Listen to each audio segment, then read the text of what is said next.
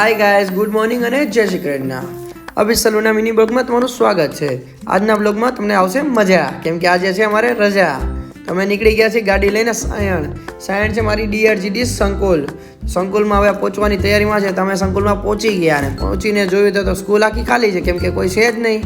આજે હમણાં વેકેશન ચાલે છે બધા લોકોને, તો જૂનું બધું યાદ કરતા હતા.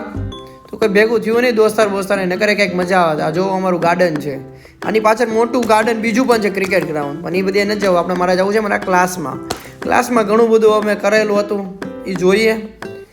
થોડાક અમારા કાંડ કરેલા હશે બેનશીટમાં, તમે કર્યા તો હશે જરૂર, મારા ખ્યાલથી કરાય તો કોમેન્ટમાં કહેજો કે અમે કરેલું છે. આ બધું જોઈએ, કોઈના નામ લખેલા છે. મેં તો લખેલા ઘણા બધા ફ્રેન્ડના નામ લખેલા, પણ હવે તો મારા ખ્યાલથી કોઈ હશે નહીં એવું નામ, નામ ઉપર નામ લખી દીધા છે આ લોકોએ.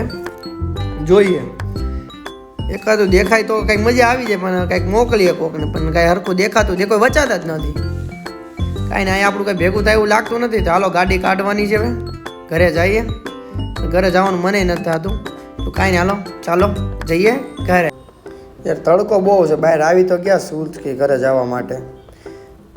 તડકો બપોર વચ્ચે બહુ બધું હોય, પણ કાંઈ નહીં, હાલો ઘરે પહોંચી ગયા છીએ.